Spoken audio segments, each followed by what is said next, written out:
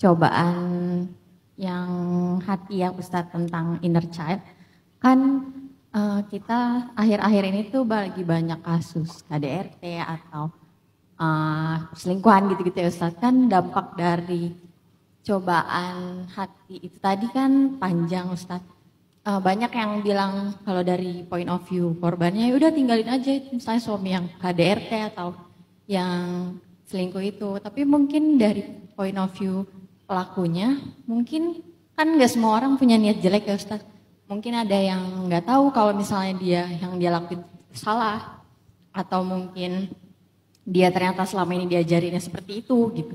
Mungkin ada yang bilang kayak makanya jangan menikah dulu kalau misalnya belum selesai sama diri sendiri misalnya. Nah, kalau misalnya dalam Islam tuh Ustadz, apa sih definisi selesai sama diri sendiri, sembuh dulu dari trauma masa kecil gitu, kira-kira kayak gitu. Belajar Islam tuh masih belum terlalu biasa ya mempelajari tentang ilmu Islam tentang pernikahan. Baik menjadi pasangan yang ideal maupun menjadi orang tua yang ideal. Saya kemarin belajar dari Bu Eli Risman ya, beliau bilang gini, banyak dari kita anak muda hari ini ketika mau menikah ditanyanya apakah kamu udah siap menikah. Padahal kalau mau lebih ideal pertanyaannya bukan kayak gitu. Apakah kamu udah siap jadi orang tua? Apakah kamu udah siap jadi ibu? Apakah kamu udah siap jadi ayah? Karena kalau untuk menikah doang banyak orang yang siap dong. Karena itu hanya tentang kebutuhan biologis mungkin, hanya tentang masalah emosional mungkin. Tapi bukan kesiapan dia secara mature, secara kedewasaan, secara kapasitas. Sehingga pertanyaannya bukan tentang kamu udah siap nikah belum, tapi kamu udah siap gak jadi ayah dan ibu. Karena itu biasanya gak lama kok.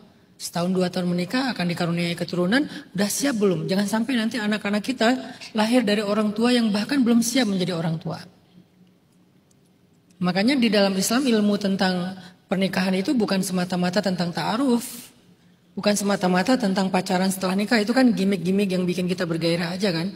Tapi hakikatnya belajar tentang tanggung jawab, belajar tentang sifat ra'fah, gak tegaan, belajar tentang rahmah, bukankah ayatnya tentang mawaddah warahmah? Dan kalau dibedah mawaddah warahmah ini panjang banget, bukan cinta. Mawaddah itu bukan cinta. Di dalam Al-Quran tidak ada ayat tentang cinta dalam hubungan pernikahan, ya ada kasih dan sayang. Bukan cinta. Cinta itu hubb, syauq. Tapi Al-Quran tidak membahas hub dan syauq dalam pernikahan. Membahasnya apa? Sakinah, mawaddah, warahmah. Sakinah itu tentang kebutuhan laki-laki. Mawaddah itu adalah kebutuhan mereka berdua. Dan juga rahmah. Mawaddah, warahmah itu kasih dan sayang, bukan cinta. Karena modal cinta doang belum siap untuk menikah. Kalau dia belum mengerti tentang fikih berkasih sayang. Tanggung jawab kasih sayang. Perhatian, mengalah, dewasa, gak tega. Ra'fah itu hakikatnya gak tega banget. Kalau orangnya rasa gak teganya gede, gak mungkin kan dia menyakiti pasangannya. Baik secara verbal, apalagi secara fisik.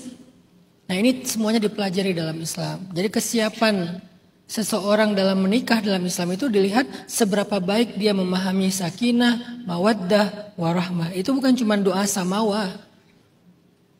Yang kita pakai secara template, samawaya, samawaya, samawaya. Coba bedah samawaya itu apa aja. Sekurang-kurangnya mawaddah warahmanya itu apa sih gitu.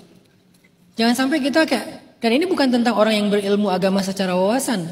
Karena saya kenal banyak orang yang ilmu agamanya luar biasa, bahkan disebut syekh, disebut ulama, hafiz Quran, tapi dia kasar sama istrinya.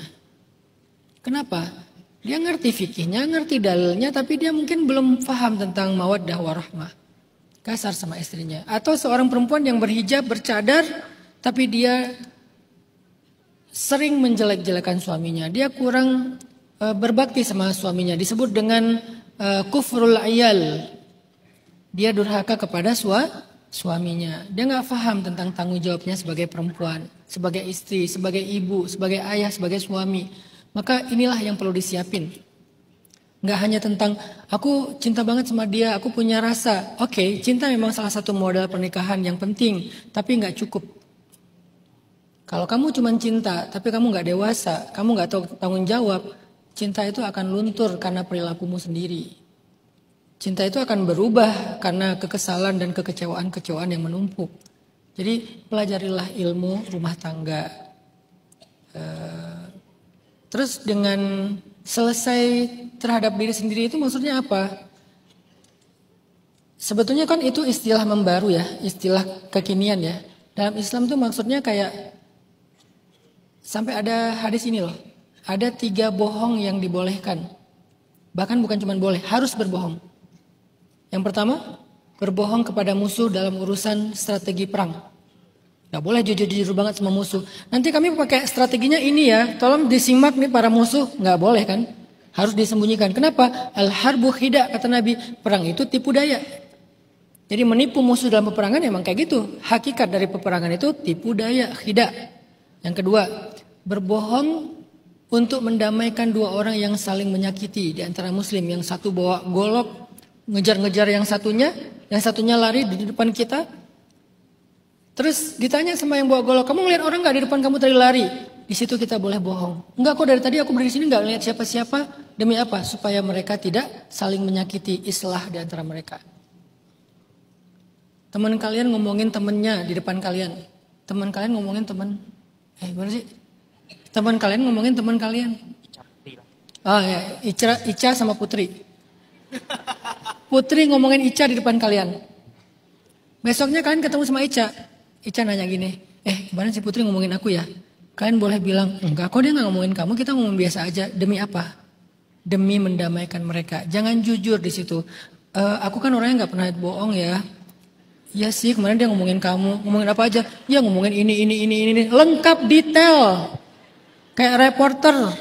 Dicatat pointersnya semuanya lengkap. Jadi aku udah sampein semuanya ya. Jadi kita nggak ada rahasia ya. Enggak, kalian tuh harus merahasiakan. Kalau enggak, kalian terjebak dalam namimah, namam, tanpa sengaja. Dan yang ketiga, bohongnya suami atau istri kepada pasangannya tentang masa lalunya.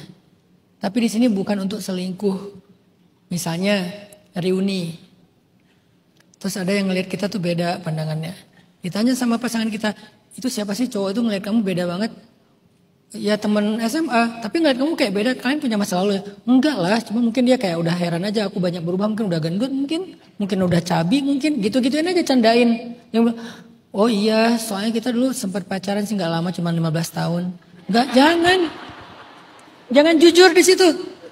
Dengan niat bukan untuk berkhianat atau selingkuh, tapi memang niatnya pengen selesai aja, nggak usah dibahas lagi, lupakan aja.